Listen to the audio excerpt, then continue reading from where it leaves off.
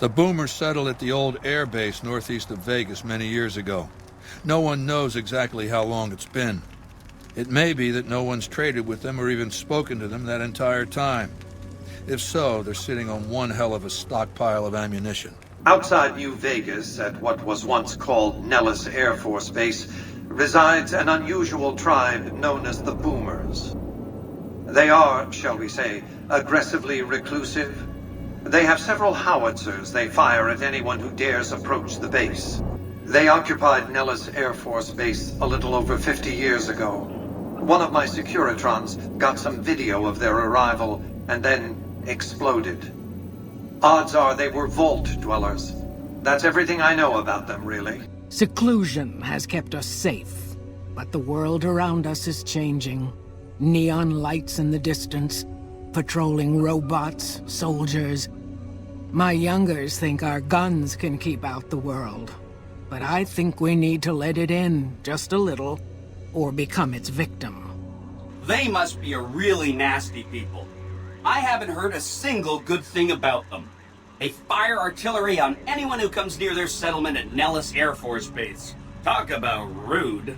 If they can be convinced to fire those big cannons at the Legion, or NCR though, well, that'd be neat, wouldn't it? The worst impulses of mankind, concentrated in one insane, backward tribe. The Brotherhood seems to have formed not long after the Great Atomic War. It's hard to know. They care little for history. Some of the Brotherhood scribes we captured further east didn't even know the name of their founder, Roger Maxson. They like to pretty up their mission with trappings of chivalry. But the truth is, they're hoarders. They hoard technology. It's been 200 years, and they still have the mentality of scavengers. They say they're preserving these technologies, but for what? They have no vision. They offer no future. They're a dead end. They're a terrorist group, basically. Militant, quasi-religious fanatics, obsessed with hoarding pre-war technology. Not all technology, mind you. You don't see them raiding hospitals to cart away auto docks or armfuls of prosthetic organs. No, they greatly prefer the sort of technology that puts people in hospitals, or graves, rather, because they're ridiculous. Because they gallivant around the Mojave pretending to be knights of yore. Or did, until the NCR showed them that ideological purity and shiny power armor don't count for much when you're outnumbered 15-1. The world has no use for emotionally unstable techno-fetishists. The Brotherhood is all about keeping technology to themselves and using what they find to protect themselves. They are isolationist and belligerent.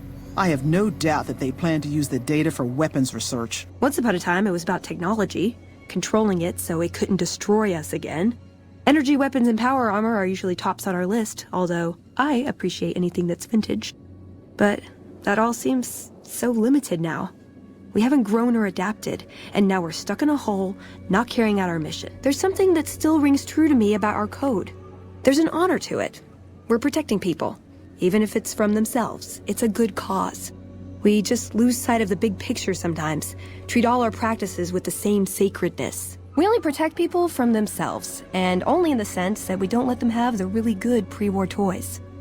And sometimes it's more like we protect ourselves from them and hope to outlive them and become humanity's sole heirs. We've had people go rogue, though, and start helping people.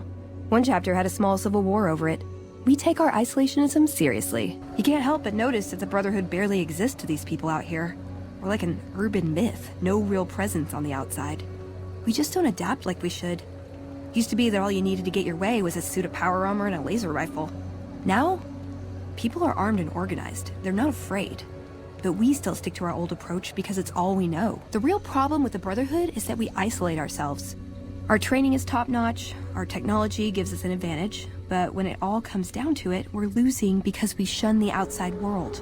We always make enemies, never allies. We refuse to recruit outsiders or see the value in their simpler technologies. The Brotherhood is failing. I've always known that. If we don't change course, we're going to fall apart or fade away. They go around in big suits of power armor and they have lots of energy weapons. But there's a downside. They just have a thing about technology. They think it should all be theirs. If someone else has it, they get mad. All I'm saying is, not much of a chance they'll accept a Vegas that polices itself with robots. They're a bunch of evil savages, if you ask me. We're out here trying to save these good people from being enslaved by those bastards. I hope we kill them all. They're my best customers. As long as you don't try to sell them chems or alcohol, they treat you fair. Hell, I don't even need to travel with guards most of the time in Legion territory. All the bandits are dead or run off. Worst of the worst. A tribe of degenerate losers led by a creep. They crucify people for kicks, slaughter whole towns. The NCR beat them at the dam 3 years ago, but that didn't stop them. They spent the meanwhile gathering strength. They're gonna try to take the dam again real soon, and if they do, Vegas as we know it will cease to exist. The Legion is twisted, baby. Original losers worshipping the king of creeps like he's some kind of god. They're worse than roaches. My advice? Put on your stomping shoes. The Legion? What about them? I don't trade caps or supply anyone who keeps slaves and treats women like Brahmin in those camps of theirs. There's some caravans that deal with the Legion, yes. And as much as it pains me to say it, any caravan marked by the Legion is safe as houses. They guard their roads, their supply lines. Even fiends would hesitate before going after any trader dealing with Legion. Much as I hate the Legion, caravan life would be a hell of a lot easier if they ran the roads. Well, as long as those companies were run by men. And that's the biggest issue I see. Some caravans deal with the Legion now because the security. If towns could get the same protection, a lot more tempting than you'd think. A bunch of people would be willing to side with the Legion to not have to worry about fiends and boomers and powder ganger attacks. It's not hard for some folks to sell freedom when the alternative is worse. Especially if being with NCR is going to get you on a Legion cross. I've run with some tough gangs, but I gotta admit, they all got nothing on the Legion. I hear they stick you up on poles and it takes a while to die. I ain't saying I'm afraid of them or nothing, but I'll be staying out of their way. They're slavers, led by a guy named Caesar, or Caesar. Not sure how you're supposed to say it. A couple of years ago, they tried to take over Hoover Dam, but the NCR beat them back. The NCR didn't or couldn't finish the job, though. The Legion's got its strength back and is getting ready for another round at the dam. My money's still on the NCR winning, but you never know. We've been hearing stories about legionaries on the Nevada side of the river, so keep a gun handy. You don't want to get caught by them. You're helping the Legion, a slaving army that will almost certainly kill and enslave the majority of people in New Vegas. What? Did you expect me to applaud your efforts to support a deranged warlord? Caesar is bad. You are bad for helping him. Please, stop. In big battles, Caesar deploys his legionaries in waves. Recruits up front, prime soldiers behind the recruits, the old guard bringing up the rear. Opponents wear themselves out dealing with the first two waves, if they survive that long. When the veterans step up, there's not much fight left. Caesar can adapt, though, and when required, he can run any mix of legionaries as skirmishers and still retain order in the ranks. Word is that the Legion's old-timers have shown up. Caesar's veterans from the Red Oaky Centuria and what was the Painted Rock tribe. They're the best of the best and the baddest of the bad. Short of a Centurion or Praetorian, they don't come any tougher. You come across a pack of them, weigh your options carefully. They're organized, I'll give them that. The few times I've encountered them firsthand, I've been impressed with their discipline. I've heard they don't allow women in their military, considering them nothing more than breeding stock. Their men, however, are typically quite large, in phenomenal condition, and prefer close-quarter weapons. Recent engagements have taught us to fear their shock attacks, so it's a blessing that we seem to have superior firearms. I've never once seen a single one of them back down or disobey an order. They'll happily charge a fortified position with little more than a sharpened stick if ordered to, and do so without hesitation. They must use conditioning routines on par with the Rangers or better. Their soldiers can run near half again as fast as my best men, and close distances with frightening speed. And they're as strong as they are fast. Their superior physicality makes them extremely dangerous up close, so I've had the men run drills for taking on larger, stronger opponents. but they've all been instructed to take them down at range if possible. I've made it clear I don't want any heroes in my squad, just survivors. I don't really have a problem with them. People around here tend to see them as invading marauders planning to burn and pillage the countryside. But I've been to Arizona, boss. Before the Legion, it was a nasty place. So thick with raiders you couldn't trade with a town 2 miles up the road. Caesar's laws aren't nice, and their actions aren't always pretty.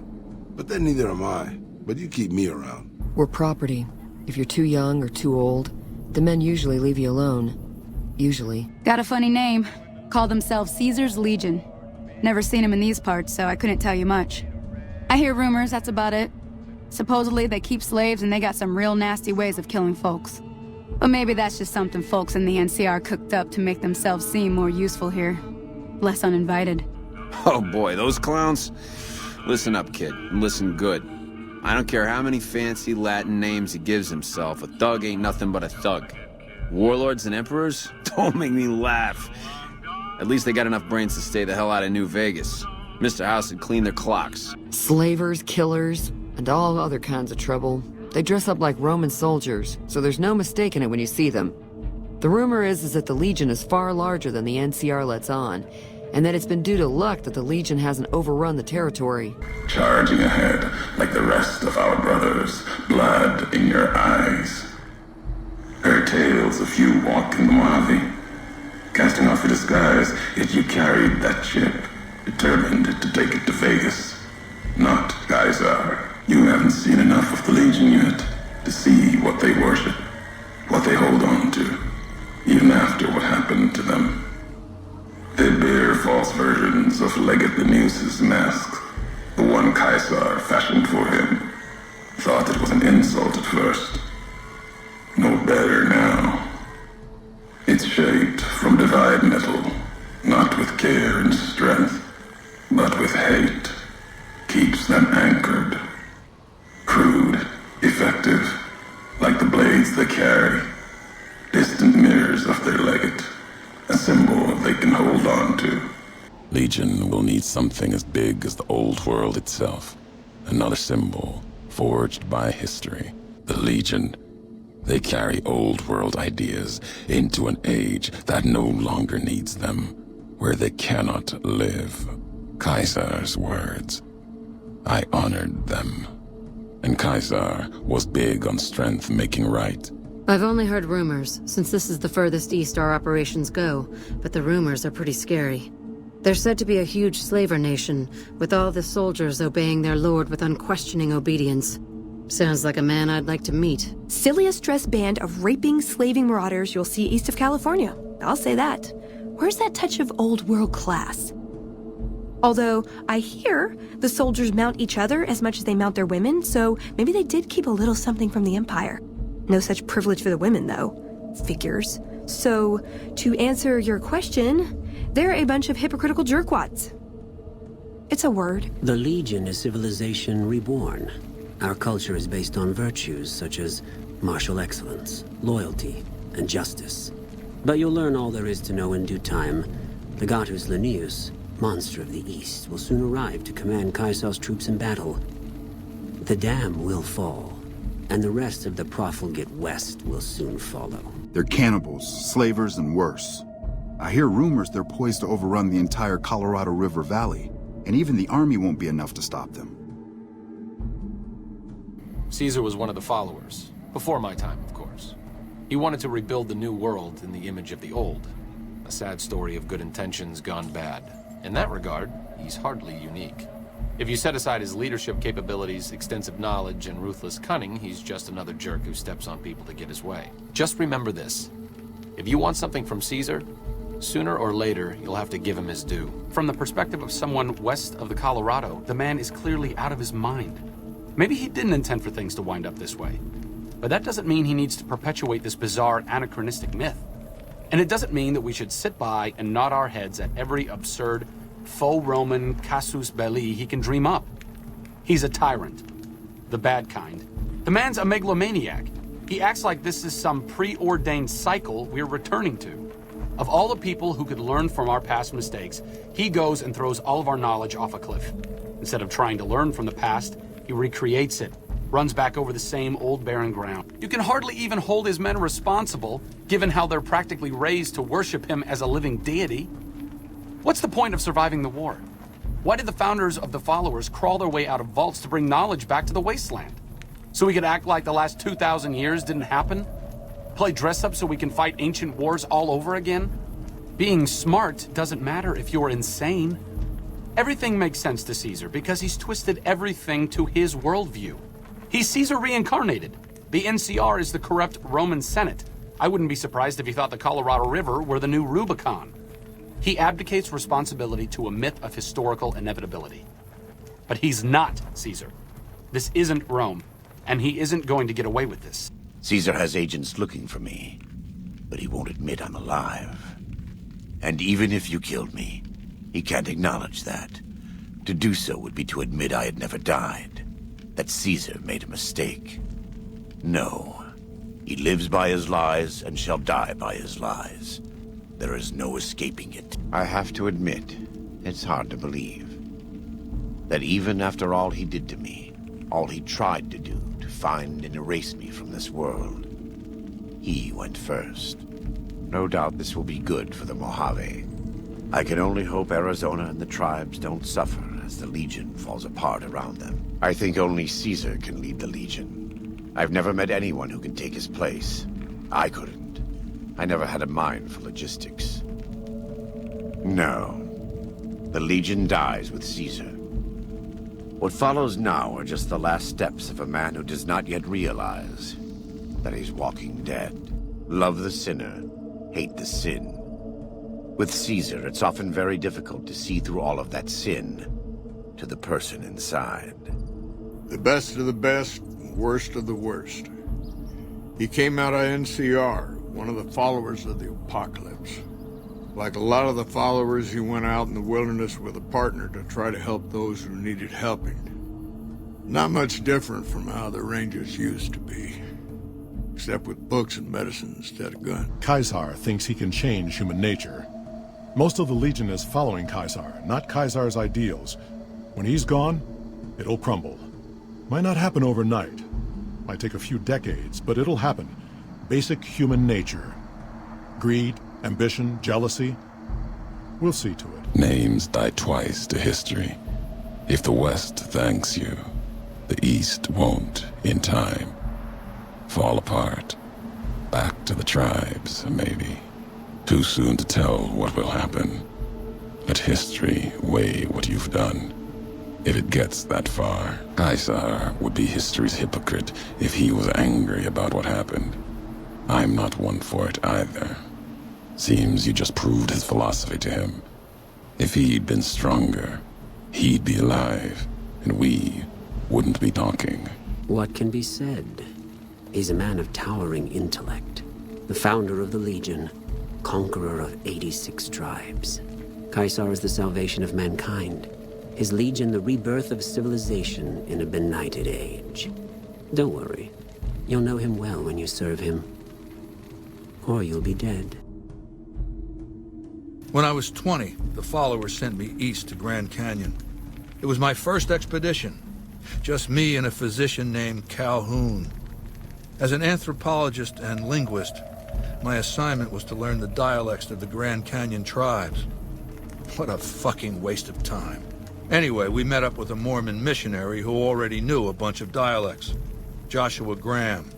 He was supposed to teach me, but before that went too far, the Blackfoot tribe captured us to hold us for ransom.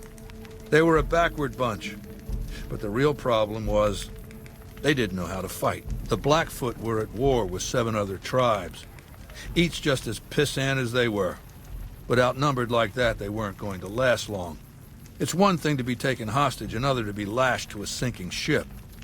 So over Calhoun's objections, I decided to take certain steps. I taught them how to use the guns they already had, how to strip and clean them, how to breathe when pulling a trigger, how to reload ammunition. They looked at me like I was some kind of a sorcerer.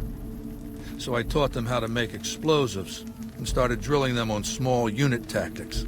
If there's anything I learned as a follower of the apocalypse, it's that there's a lot of good information in old books. I led the Blackfoot against the Ridgers, their weakest enemy.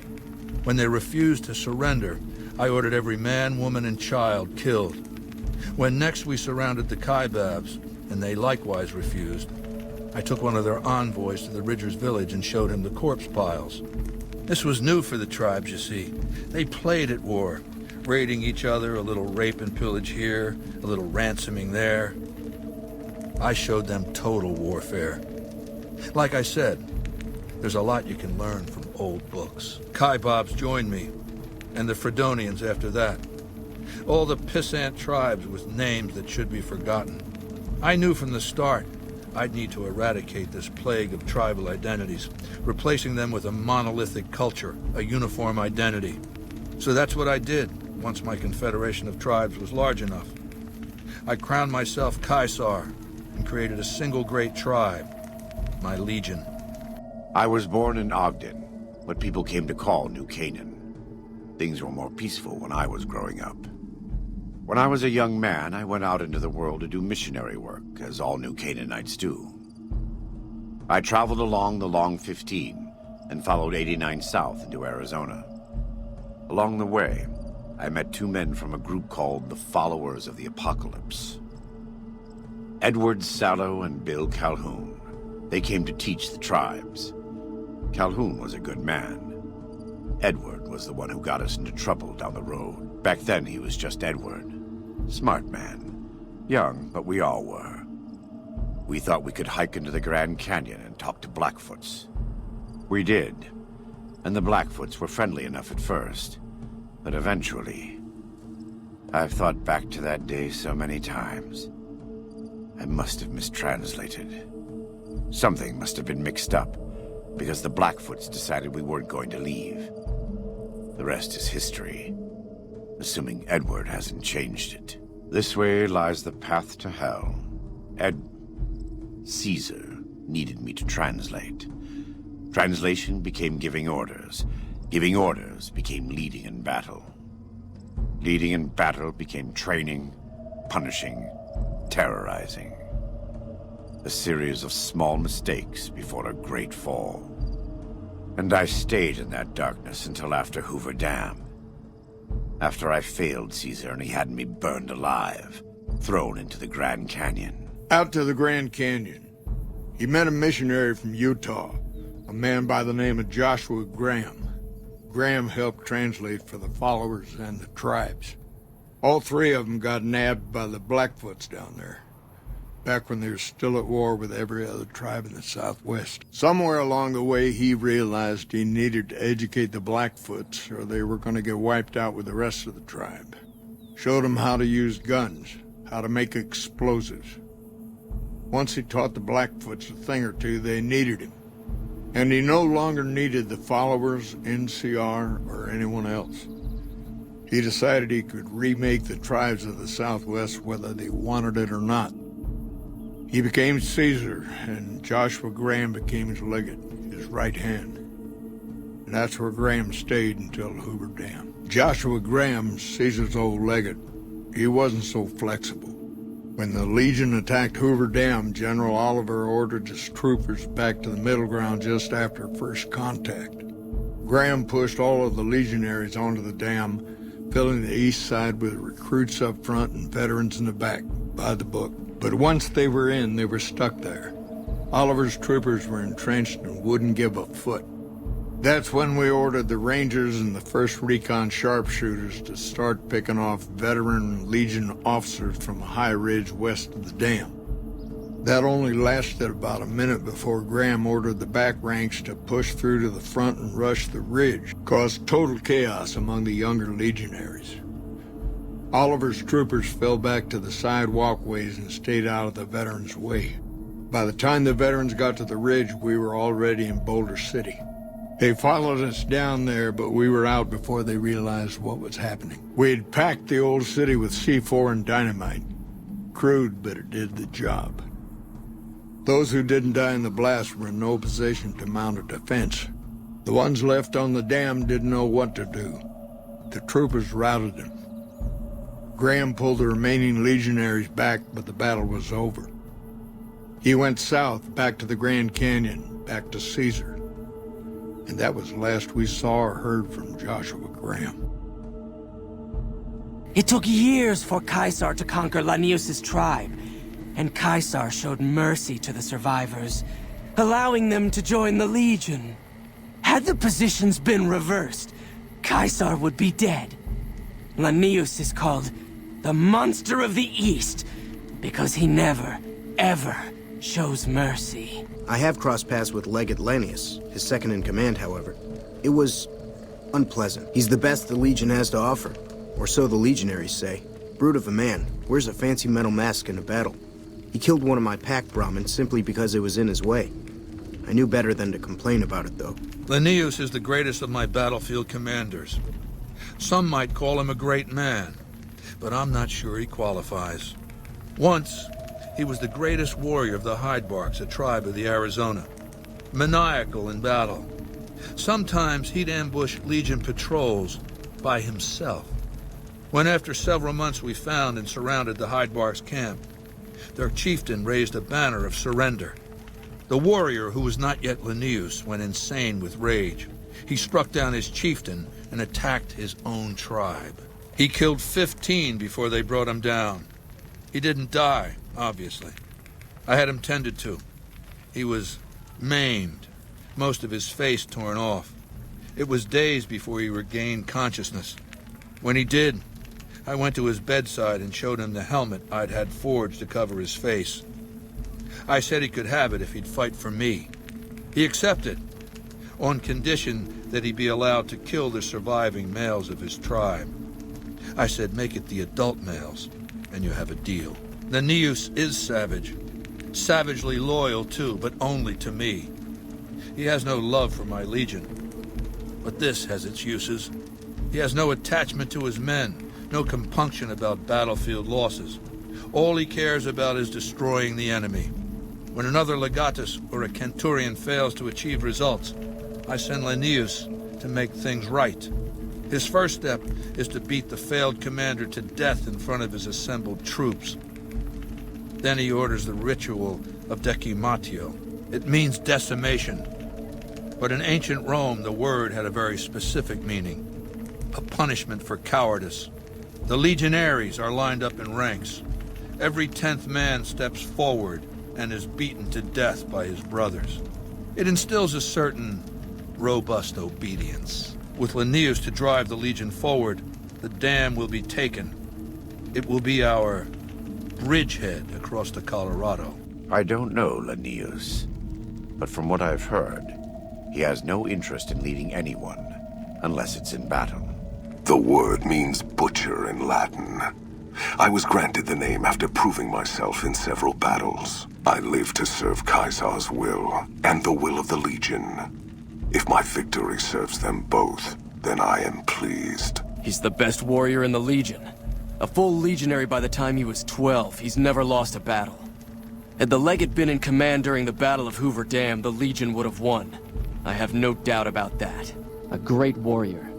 When he was but a recruit, I watched him kill 10 men in the arena with his bare hands. He doesn't feel pain, and he never ever shows mercy. If all legionaries were like him, the Legion would be invincible. The Legate is not a man to be crossed, especially if you're a woman. That's all I'll talk about it. The Legate Lanius, whether Caesar stands or not, Lanius will come. Lanius, the butcher, monster, terror of the East. Not even his slaves have seen his face. Struck them blind so they can't. Wears a mask. Don't even know if it's the same man. He put Colorado to the sword. Broke the hangdogs by throwing their hounds upon the flames, so they might burn forever in the afterlife. Lanius carries all the terrors of the East with him. He's the myth, the weapon the Legion needs. When he arrives, he'll fall on Hoover Dam like a hammer. Break the bear in two. His strength lies in his title, and it is his weakness.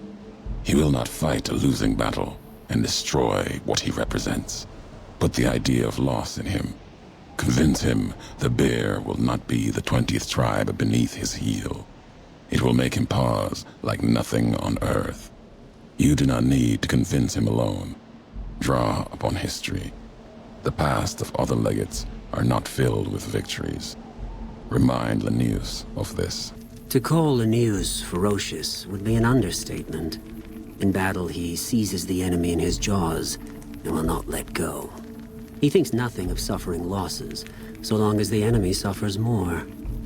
Though unsubtle, he is not dim. He detects traps and sets his own. Be glad you will not have to face his judgment. If you are true to Caesar.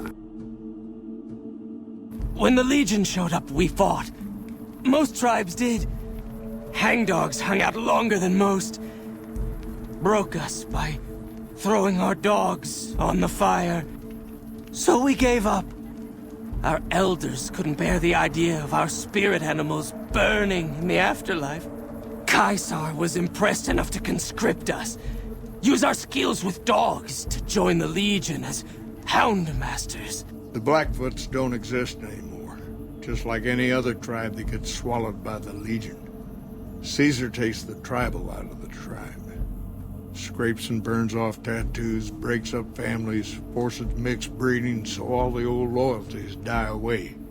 The only tribe in the Legion is the Legion. Caesar is their chief, father, and god, all rolled into one. When I was a boy, the Legion conquered my tribe. I was chosen for training as a legionary. I fought in many battles for the Legion. Eventually, Caesar chose me to lead his Praetorian Guard. It was a great honor. The girls and women were enslaved, and many of the men and boys were also chosen to become legionaries. The rest were killed. We were savages. The Legion raised us up, made us better than what we were. A small town in New Mexico. The Legion burned it a few years back. That's how I ended up here. If you think it's worthwhile to make smart people learn how to talk like backward savages, you're a follower of the apocalypse, or an idiot. We arose from the boneyards of Edidum years ago. Since then, we have made it our mission to rebuild the wasteland and re-educate its inhabitants. We hope to forge a brave new world free of war and poverty by sharing knowledge and resources. Our primary goal is the free exchange of ideas. I came out from Utah about 6 months back, saw a need for my help here. The followers weren't too happy about that, of course. They haven't been too fond of the NCR for a while, but I go where I'm needed. Julie represents the followers of the Apocalypse. They're a group that tries to help people out whenever they can, so we get along just fine. If you ever need to get patched up, one of their docs will have you right as rain in no time flat. They sell supplies, too, or used to. Heard they were having trouble bringing stuff in, or keeping up with the demand, or something lately. They're based out of the old fort in Freeside. They supposedly helped the NCR out at some point, but they go their own way now. They know stuff about tech and medicine and usually help out anybody who asks. Can't say I know any more than that. My father used to say good things about them, but that was years ago. Back when they teach farmers and ranchers about crop rotation and the like. Nowadays, they've changed. They're doing what they can to discredit the NCR, give us a bad name with the locals. They're scum. Lazy, trumped-up raiders. Most of the time they're drunk or high, and when they're not shooting chems, they're selling them. Used to have a settlement up at Bitter Springs till they pissed off NCR and got slaughtered for their trouble. A lot of us got killed at Bitter Springs. A lot of them, I mean. My parents died too. They're tough sons of bitches. Mean, but not crazy. They'll leave you alone unless you got something they want. The Great Khans deal in illegal chems. There's a good chance that most chems you come across were made by Great Khans. They've been through some rough times, but they can hold their own.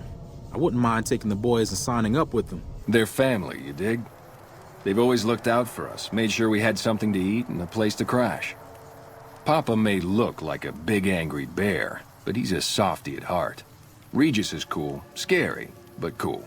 The rest are all pretty groovy, even little Jerry. We're an independent group.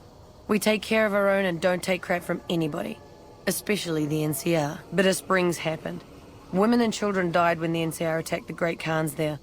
And the NCR just pretends it never happened. Then I don't need to tell you that they can be a pain in the ass. The NCR has a rather sordid history with them, and I'm concerned that we'll find them aiding our enemies when the Legion attack comes. The Great Khans came east, out of the NCR 14 years ago. We ruled the wastes then, and called no man master. But we underestimated the families of the Strip, and they drove us back to Bitter Springs, where we remained until the NCR arrived and drove us here. The Khans are just... they're a dirty people. They live in tents like animals, and they're very rude. They've been kicked around a lot, but no one's finished them off. Not yet, anyway. They were one of the tribes the three families pushed out of Vegas. A whole bunch got killed. So they settled at Bitter Springs, but they kept being so obnoxious, the NCR had to kill a whole bunch more of them. So then, they settled at Red Rock Canyon. There's just no getting rid of them. A good cat to swing with, or was until he stopped mewing. It was House's big idea to resurrect the Strip.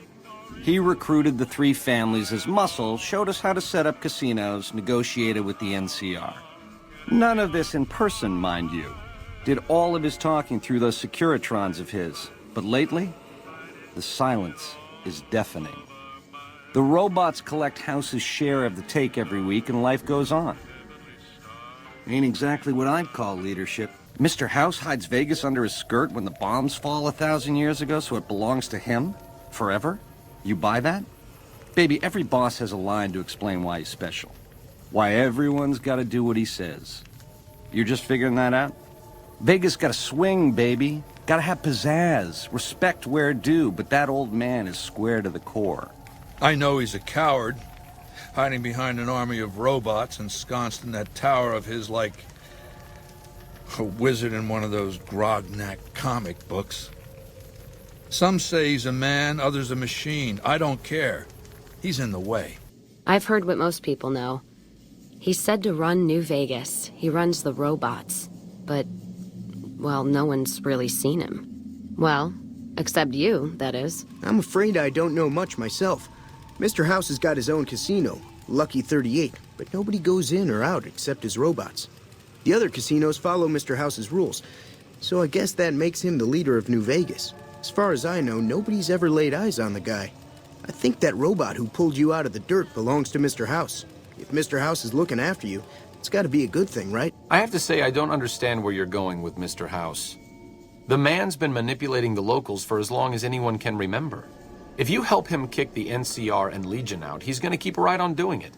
The people in Freeside will be just as bad off as they ever were. I had heard of him, but when we were preparing to enter the Mojave, he didn't seem relevant to what was happening. From what I've learned since Hoover Dam, he handled the Mojave tribes in a fashion not entirely dissimilar from Caesar. It's too bad. I am Robert Edwin House, President, CEO, and sole proprietor of the New Vegas Strip. I oversaw the city's renovations starting from 2274 onward. The three families are my employees. Before the Great War of 2077, I was the founder, president, and CEO of Robco Industries, a vast computer and robotics corporation. Don't let the video screens and computer terminals fool you. I'm flesh and blood, not silicon. When my Securitrons detected NCR scouts at Hoover Dam, I took action. I recruited a tribal force to supplement my Securitrons and renovated the Strip just in time to welcome the NCR as it marched into the region. Instead of war, a treaty was negotiated, and the money started to pour in. I've resurrected Vegas, spirit intact. What I need now is the ability to enforce my rightful claim. Not just against Caesar's Legion, by the way. In fact, the NCR is a more present and insidious threat. Vegas belongs to me because I mustered enough strength to bring the NCR to the bargaining table. I would rule as a chief executive. I would not answer to a board of directors or any other entity. Nothing to impede progress. If you want to see the fate of democracies, look out the windows. I have no interest in abusing others, just as I have no interest in legislating or otherwise dictating what people do in their private time. Nor have I any interest in being worshipped as some kind of machine god messiah. I am impervious to such corrupting ambitions. But autocracy? Firm control in the hands of a technological and economic visionary? Yes, that Vegas shall have. With all that money pouring in? Give me 20 years, and I'll reignite the high technology development sectors. 50 years, and I'll have people in orbit.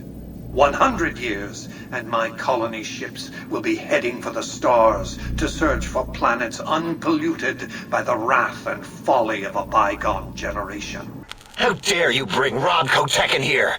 What are you showing off? How great Robert House and his big company are? Oh, we can make Securitrons better than any robot those geniuses at Big Mountain can make, and they'll last 1,000 years. Worry about House? Why would I do this? Hope he died alone in a dingy room, streaming his last remaining bodily fluids into jars. And him and his dirty girl bots. Don't even get me started on those filthy biological catcher's mitts. Everybody knew Robert House. He was a genius, a superstar. Founded Robco at 22. Dated Hollywood starlets, the works. They say he saved Las Vegas. I was in Mexico City when the bombs dropped. Even from there, we could see House's defensive rockets shooting down the incoming missiles. Everybody assumed he died in the war. Maybe he did. But his robots are still out there roaming the waste. And now, a Mr. House rules New Vegas. I remember there were some weird stories about him, especially near the end. There was a tell-all in El Periódico de las Arboridas by a starlet House dated. She said they never, don't make me spell it out, boss. Anyway, she said all he wanted to do was scan her brain and make her dress up in different outfits. Mr. House has everything to do with Vault 21. He tried to get us out before he filled it with concrete. I almost went ape. So we convinced him. Okay, Sheldon and I, right? We convinced him to leave the top level mostly intact. What gives him the right to screw us with the royal shaft anyway? So he saved New Vegas. Woohoo! Now scram and let us go on with our lives. Sheesh. House is an all-right kind of guy. Sure, he keeps a pretty tight grip on the reins, but Vegas is a wild horse. You can't just give her head. Without Mr. House, we'd still be wearing gecko skins, poking around the ruins with pointy sticks and scalping people for giggles. Power isn't strength. Power can wall off someone when they believe it's freed them. House's power. You've seen the wall around Vegas. He gains more power. That wall will grow. The Mojave will become Vegas. But it's more light than strength. He'll see the way of it soon enough. There's a lesson here, in the divide. Old world history about holding on to something so tightly it breaks or falls apart. May have seen the cracks in Vegas's walls already. If so, they'll grow in time. No matter how much you back House. Your future with House has two roads. The road the tribals in Vegas want. Their spirits crushed.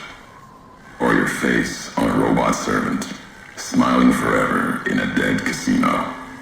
There's future in neither. The city, the whole Mojave, wasn't hit by bombs.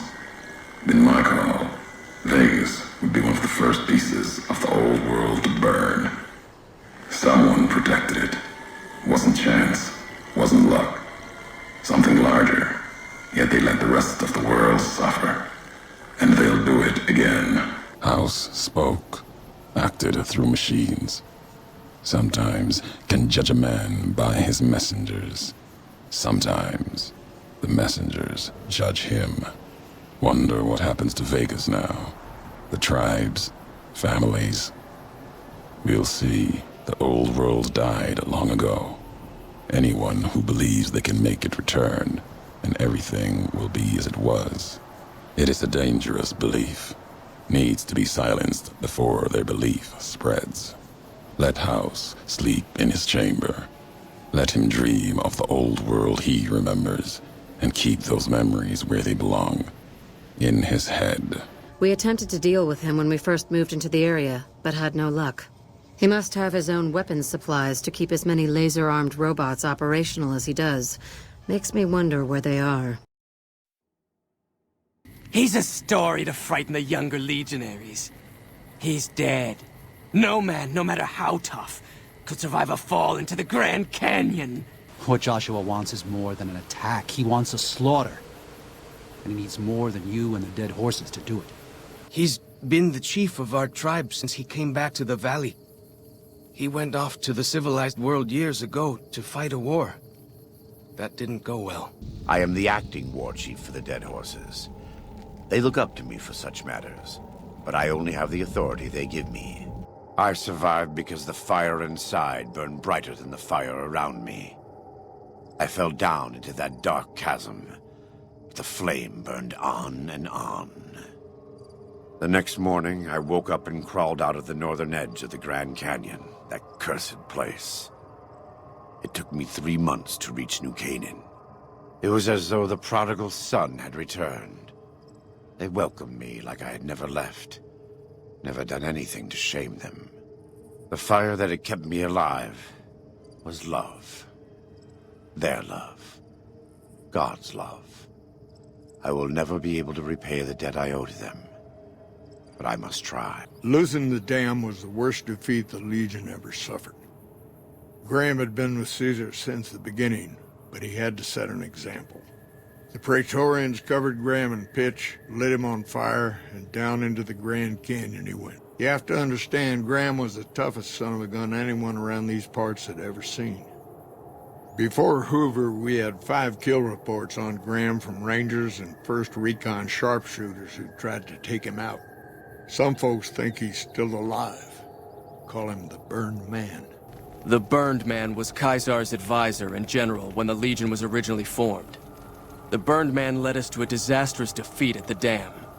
On Caesar's orders, the Burned Man was covered in pitch by the Praetorian Guard, lit on fire, and cast into the Grand Canyon. Caesar has forbidden us from ever speaking his true name again. And so we simply refer to him as the Burned Man. Don't mention the name Joshua Graham to anyone. Anyone. It makes the new Canaanites powerful uncomfortable, and it scares the britches off the tribals. Don't talk about the Burned Man either while you're at it. The Burned Man was our greatest warrior, even greater than Legate Lanius. But he failed Caesar at the dam. He's been dead for several years now. But the rumor is that Caesar has scouts out looking for him all the same. The Burned Man was a very tough man.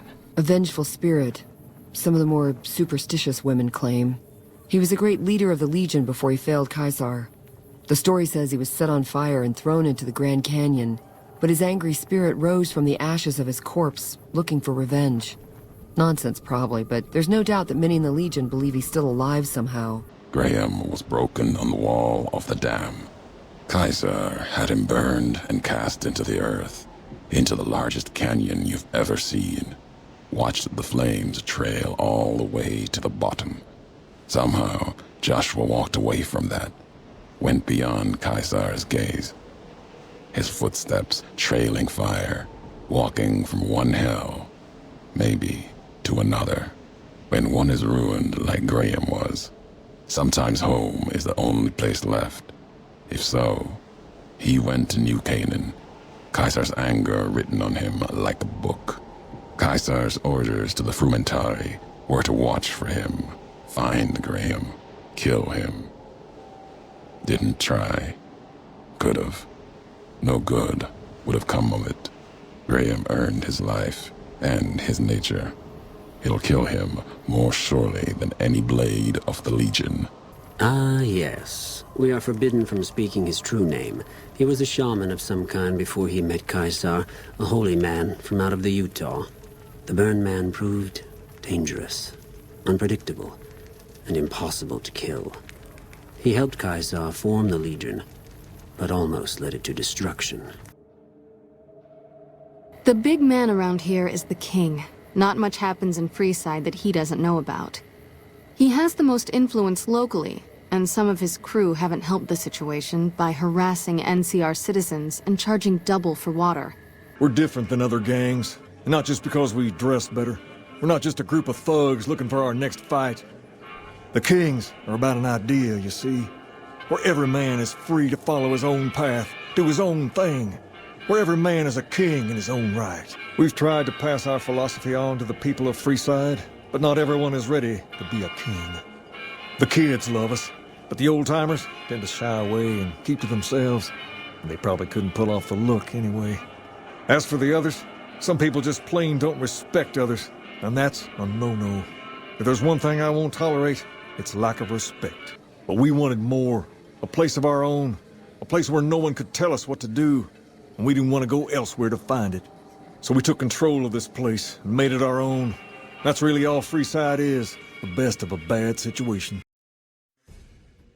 I don't go looking for fights with them, but they don't have the best interests of people in mind. Certainly not locals. The bottom line for NCR is productivity and growth. Politicians back in Shady Sands are completely detached from the people actually living here. Vegas is bleeding us dry. We're tossing caps at 100 different problems, while Caesar bides his time and lets us wear ourselves out. This war is gonna bankrupt the NCR unless we finish off the Legion fast and dirty. We shouldn't be perched up at the dam. We ought to be crossing the Colorado and sticking a boot up Caesar's ass. The NCR's out here to make the world a better place. For those out here and for all those back home. I'm glad I can be a part of that. Between having to hire protection and getting slapped with taxes, it's more profitable to stick to Arizona and New Mexico. But I do cross the river from time to time when an opportunity comes along. A nation of meddlers trying to muscle in on our action. Well, we got muscles too. And smarts besides. Only reason the NCR hasn't busted up our scene is they're a little afraid of Mr. House, and a lot afraid of Caesar. If the NCR beats the Legion at Hoover Dam, they'll turn on us and claim the Strip. And we don't have the muscle to beat them. Not yet. Meanwhile, they're all that's keeping Caesar's Legion at bay. Plus, NCR soldiers and citizens are our best customers. It's complicated. The only thing not bad about them is they ain't Legion. The NCR is the biggest gang of thieves in the Mojave. Only difference is they pass laws to make their crimes legal before they commit them. Coming east was about securing the land so people could live without fear. It's not always that simple, but I think the cause is still right. And God help us if they lose. Do you want my opinion as a former citizen or future conqueror? Actually, my opinion's the same either way. As a young man, I was taught to venerate President Tandy of Shady Sands, the founding mother of the new California Republic. Did you know her presidency lasted 52 years? And that her father, Aradesh, was the Republic's first president? Does that sound like a democracy to you? Or a hereditary dictatorship? Greed runs rampant. The government is corrupt, accepting bribes from Brahmin barons and landowners to the detriment of citizens. The NCR is a loose conglomerate of individuals looking out for themselves. It's lost virtue. No one cares about the collective, the greater good.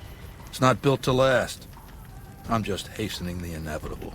The NCR has all the problems of the ancient Roman Republic.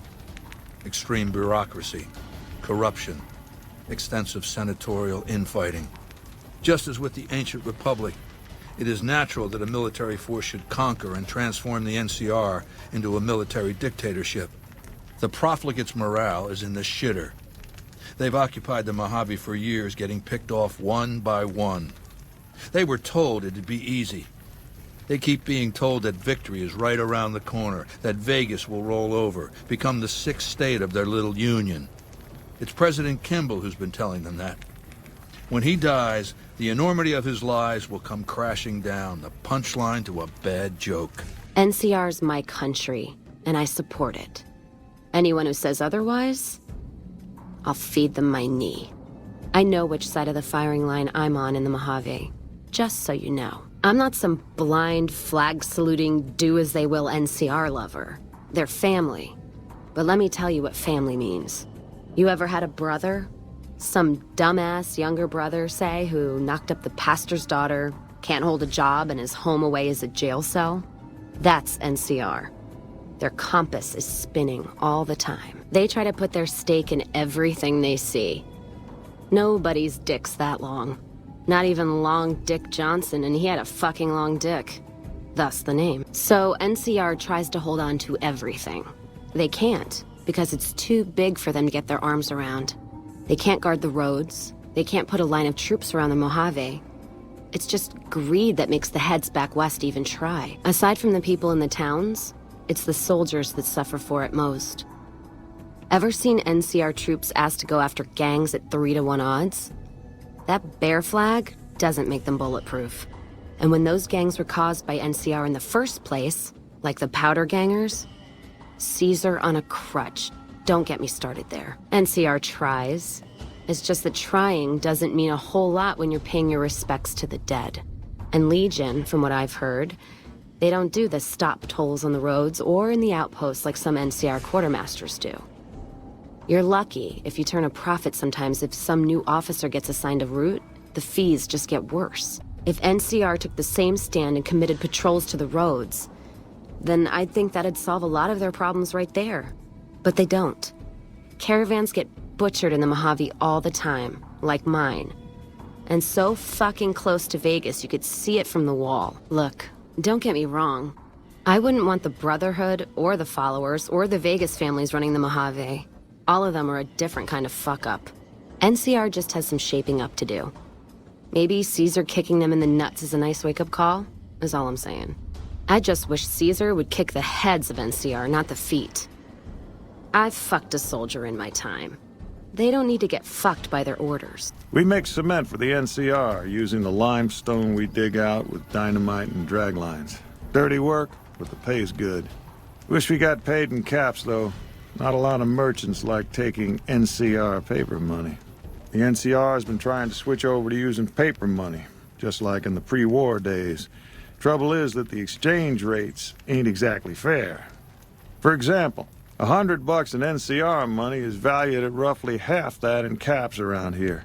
Seems like a rotten deal for us, but work is work. New California Republic. Nothing new about it. Just a bunch of people with money and power pushing everyone else around. They've got troops all over the Mojave, but it's a big desert, so it's pretty easy to avoid them if you want. Their republic is a joke.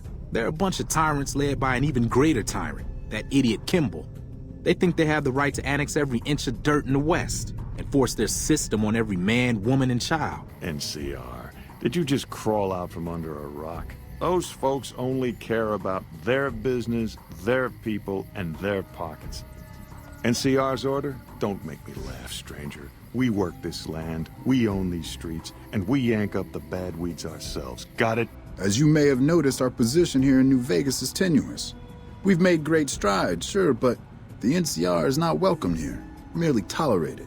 And even then, not by everyone. The NCR's got a lot of decent folk in it. It's just that they make you part of them whether you like it or not.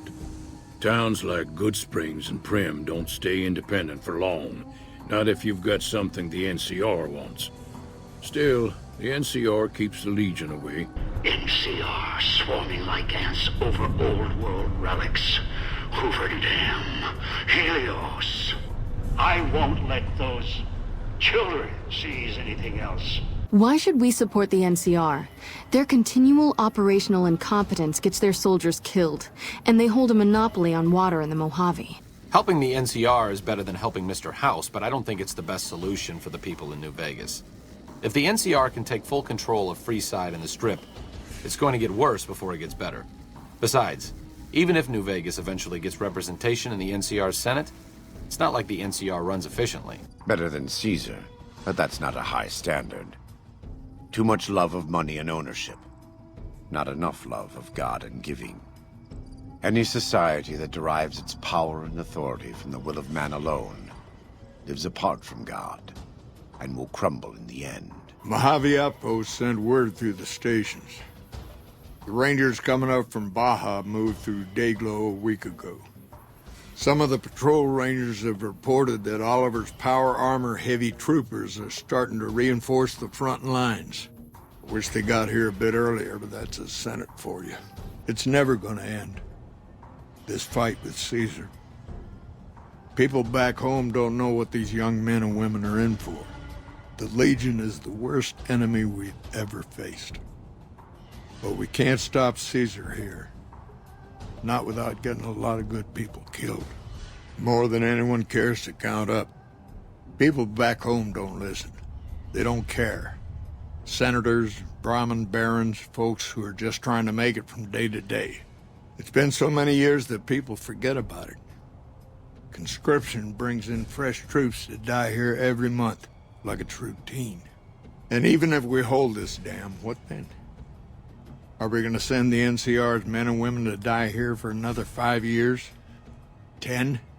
Patrol the whole length of the Colorado for hundreds of miles? Holding this dam, it'll be the death of us. What is the NCR? A society of people desperate to experience comfort, ease, luxury. A society of customers. The salient issue is that they will go to war with me, if given the chance. There's just one reason why the NCR hasn't contrived some outrage to justify invading the Strip. Caesar's Legion. Years ago, when I detected NCR scouts roaming the Mojave, I could tell from their uniforms that these were no mere tribesmen. I knew it was only a matter of time before an army appeared to take control of the dam, and I knew my Securitrons wouldn't be enough to oppose them. Would Kimball and Oliver have traded the lives of hundreds of soldiers for absolute control of Hoover Dam? Oh, yes. They weren't afraid of me. They were afraid of Caesar. That attacking me would leave them vulnerable to a Legion offensive. And so they negotiated. Not out of the kindness of their hearts, as they try to make it seem, because the calculus of power left no other choice. They recognized my sovereignty over the Vegas Strip and agreed to supply electricity and water once their engineers repaired the dam. Written into the treaty were provisions that the NCR do nothing to prevent its soldiers and civilians from visiting the Strip. That's how I harness the NCR to my endeavor. Their occupation has been the engine of my growing economy. General Oliver's strategy, or tunnel vision, as I like to call it, has been to mass troops at Hoover Dam. He wants to outfight the Legion in a straightforward slugging match, and then, when they rout, pursue and destroy them in detail.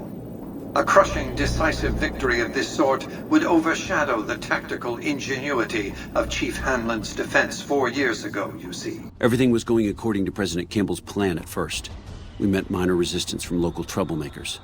But our two main objectives are still contested. Mr. House controls the Strip, and he won't so much as meet with our ambassador. And we're holding Hoover Dam. But Caesar's Legion is positioning itself to overrun it. If it falls, so will New Vegas. We'd be forced to withdraw. We don't like those stiff-backed, clean-hand little pussies. New Vegas belongs to the people. The NCR is just a corrupt and bloated monster no better than any other wasteland crawler. We make this land wealthy, and we ain't giving it up. A lot of folks around these parts who've been here a while resent the sheer number of people that have come into the area since the Strip was built. In turn, the newcomers, most of whom come from the NCR, have gotten ornery from being resented. Sometimes things get violent. They are passable foes, like their citizens. They prefer their war from a distance, and at that, they excel. Their leaders have on occasion shown brilliance. Their rangers in particular have adapted well to our strategies. But their rangers are few, and this General Oliver we face is not their best. I regret not being able to face Hanlon, the one who led them last time. In the past, the NCR has relied upon attrition, withering our numbers with ranged fire and falling back as necessary. Not this time. The dam contains tunnels to its heart, overlooked by the NCR, now occupied by the Legion. When the battle begins, the NCR will find our teeth at their throats in a dozen places. The NCR Rangers are the biggest threat. Without them, the NCR is nothing. All who are not Legion are dissolute. They live in squalor, unrestrained by morality, lacking moderation, temper, and self-control. Their very existence is a blight on the common good. Even worse are the profligates, the subtype of dissolute one finds this side of the river. They hold themselves to be civilized, when in fact they are corrupt and self-interested. The truth will be made clear to them soon enough. Their main base is right over there by the old airport. It's called Camp McCarran now. Some people like to paint them all as a bunch of bullies. Me? I'm glad they're around. They do what they can to keep things safe and orderly. I don't really have a problem with the NCR. Set their sights a little too high sometimes, but they try. Seen them grow from a single town, Shady Sands, into the Republic. They've done good for the most part. They expand, fast. If you got land they want, they'll take it, eventually. Did it out west, they'll do it here. They keep rolling over people. They'll regret it. That's how revolutions start. If you want it all in a nutshell, the NCR is progress. If you wander around the wasteland, you'll find all sorts of tribes, villages, and such where people spend most of their time trying to survive. The NCR gives its citizens a shot at something more. We have laws, currency, healthcare, government, all the things that were lost. It's not perfect, but it's worth protecting, which is why we also have the largest military in existence. The NCR makes a habit out of wrecking homes. I came out here to get away from them. Didn't work out so well. Next thing I know, I'm squatting in their land. Never mind that I already been living here for years. Current orders are to hold the line and nothing more. That's all we seem to do these days. Hold the line. When the NCR came to the Mojave, we thought they would be easy pickings. We raided their caravans, their towns, their camps. They couldn't stop us. At least that's what we thought. They tracked us to Bitter Springs and surrounded us. When our children, our sick and old, fled through a nearby pass, the NCR gunned them down. It's no picnic, I'll tell you that much. My troops are out here every day dying for the NCR, but they've left us out to dry. We have no men or supplies, and we're stretched too thin trying to guard the entire river. If the brass back home could get their heads out of their asses long enough to send support, we could turn this all around. They're all right, I suppose. Had a bit of a tough going there at the beginning. You know their first town was nearly wiped out by raiders. Anyway, they got their good points and their bad. Just like a lot of the old governments from before the war. They've done horrible things to our people, to be sure. And I've gladly killed many of their soldiers in battle. But I can't bring myself to hate them the way Papa does. Things would damn sure be better for us if they were in charge than Caesar. The profligates avoid open battle, but on good days we find one of their patrols. Their landmines have caused us more trouble than their marksmanship, which is lacking. The new California Republic. Bunch of settlers and soldiers coming in from the west, fixing on making Nevada their own. They can be right pushy, but the roads are safer because of them, so I tend to let it go. Not that I got a choice. Well, the wildlife for one thing, rowdy locals for another. They're protecting their own. Just happens to help us. They've been holding off this other group from the east, too. I hear they got their act together out west. Like a real old-time country, they tell me. Nah, maybe that's true and maybe it ain't. But Vegas is a whole new scene. Those Bear Flag boys better step light unless they want a knuckle supper. The new California Republic's got the most power in Nevada. Money, troops, you name it.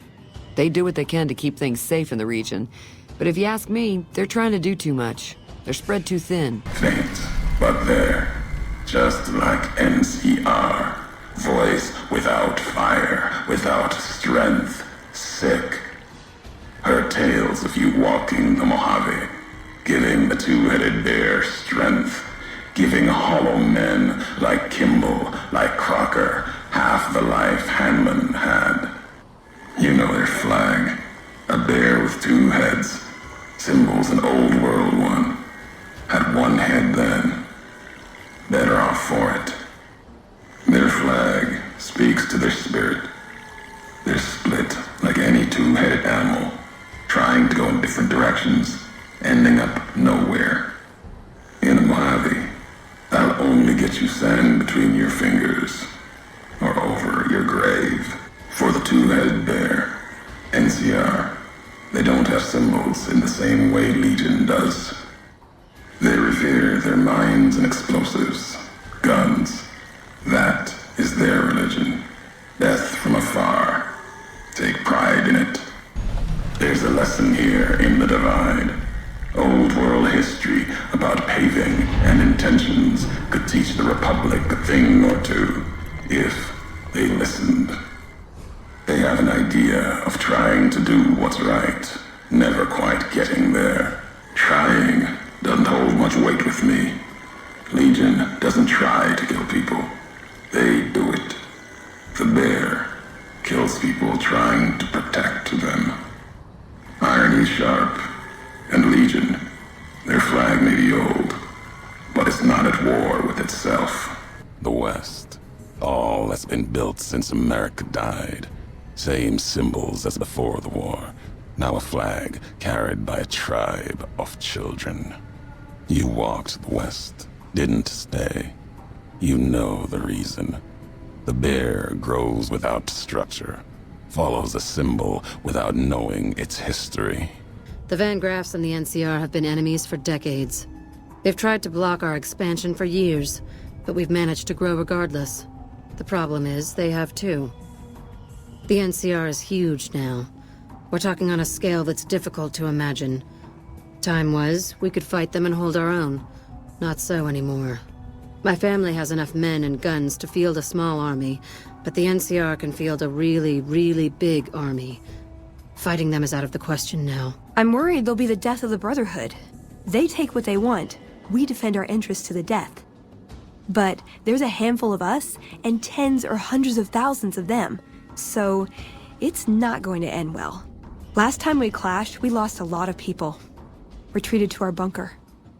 Now we're afraid to even move around during the day. A man of potential, held back by the craven political context he inhabits. You realize he was a general. The hero of the Mojave, they called him. A title he earned by extirpating lesser tribes that dared attack NCR citizens. His responses were swift and draconian. President Tandy, the founding mother, coddled hostile tribes. But her successors were less naive, so they gave Kimball free rein. And after a respectable military career, what does he do? Become a politician. But he did so by election. What better way to stunt the growth of leaders, not to mention whole cultures? A leader shouldn't have to kowtow to those who serve him. With so much energy wasted on those below, how is he ever to move forward? Had he taken the government by force, used his army to stage a coup, things would be very different. I'll just have to do it for him. If I can reach out and kill whomever I choose, then they know the only reason they're alive is I haven't tried yet. You have to understand that Kimball is a symbol. Without him, there would be no NCR occupation of the Mojave. He mustered the troops, as many as his Senate would allow, and sent them in. All the right reasons, done all the wrong ways. Any invasion by a democracy is a half measure. When Kimball dies, the NCR will recoil from the Mojave and from his legacy. By the time they recover and try to strike back, I'll be invading them. Kimball's entire political career is inextricably bound up with the NCR's occupation of the Mojave. It's his war. If I compel the NCR to retreat, Kimball will be the sacrifice offered to the gods so decent NCR citizens can get on with their lives. In retrospect, the Mojave and Hoover Dam will seem like one man's misadventure. Kimball will be blamed, not me, not New Vegas. I care because he is a known quantity, not the man so much as the political context he inhabits. Kimball rose to prominence as the hero of the Mojave when he led a campaign of reprisals against tribals who dared to attack NCR citizens. Ordering the occupation of Hoover Dam was his first act of office. As water and electricity flowed to NCR cities, his popularity soared. Conversely, his failure to annex the Mojave these 7 years and the immense costs of occupying a foreign land have eroded his popular support. Mr. House ran projections on how the NCR public will react to a defeat at Hoover Dam. Overwhelmingly, they'll blame Kimball. But if Kimball dies at Hoover Dam, there's no obvious scapegoat for them to blame, so they'll blame New Vegas instead. So that means reduced tourism for up to 5 years. The equations are pretty complicated. Mr. House sure liked numbers. It's NCR land for the most part. We tamed it. Now we're settling it. A lot of people complain about it, but they forget what it was like before we showed up. It's a lot of territory to secure. Too much, even for a big army like the NCR's. Cazador trap. You fly in, the city sucks a pint out of you, then you're out on the street. NCR makes a habit of going there and dumping cash. Only the Strip gets fat off it. Couldn't tell you much more than that. Not really one for New Vegas when there's enough dump water bars in the Mojave to last me. Twice. Both times I drank a lot of liquor and lost most of my caps at the card tables. In that order, now that I think about it. If you ever get to New Vegas, be sure to visit Gomorrah. It's the best casino in the city. You won't regret it. Word of advice: behave. Between the NCR military police and Mr. House's robots, you don't want to be causing trouble on the Strip. I've been there once, and I don't recommend it. It's just a way to burn through a month's pay in 5 minutes.